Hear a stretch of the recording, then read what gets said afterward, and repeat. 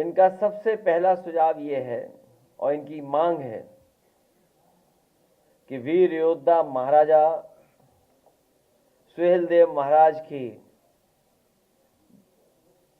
कोई प्रतिमा यहां पर राजधानी में सबसे महत्वपूर्ण जगह लगे। मैंने इनके समाज के लोगों को आश्वासन दिया है कि समाजवादी सरकार बनेगी तो यही देश का सबसे सुंदर रिवर फ्रंट है, इसी पर महाराजा सुहेलदेव जी की प्रतिमा लगवाने का काम हम समाजवादी लोग करेंगे। प्रतिमा के साथ साथ उनका शौर्य, उनकी बहादुरी, जिस तरह के वो योद्धा थे,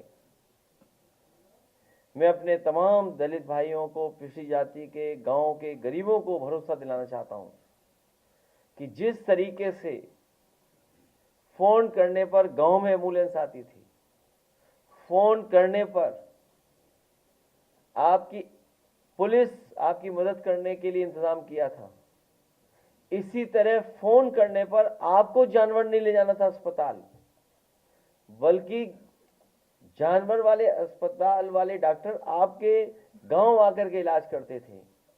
तो तमाम जो योजनाएं हैं, लाभकारी योजनाएं, जिसमें घर मकान हो, न्याय के लिए हो, आपको मुख्यालय अधिकारी के पास नहीं भागना पड़ेगा, अधिकारी आपके पास आकर के सुनवाई करेगा और आपको न्याय दिलाने का काम करेगा। हम सब लोग, पीडीए परिवार के लोग और देश की 90% आबादी इस जनगणना के पक्ष में, जातीय जनगणना के पक्ष में। ये पहला कदम है, ये पहला कदम है। इसके बाद हम सबको अपनी आबादी के हिसाब से हक और सम्मान मिल जाए, यही हमारे बाबा साहब भीमराव अम्बेडकर जी का सपना था, यही हमारे संविधान की प्रस्तावना है। हमें उम्मीद है कि जितना हम लोग आगे बढ़े हैं, मिलजुल करके एक साथ पीडीए के साथ खड़े हुए हैं, आने वाले समय में उसमें भी हम लोग कामयाब होंगे।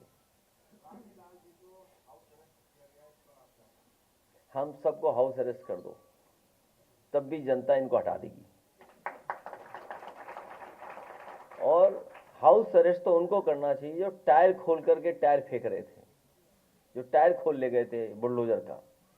सुनने में आया कि वो टायर बुलडोजर के भी थे, जो टायर फेंके गए थे, जो टायर खोल ले गए थे, वो बुलडोजर के भी टायर थे।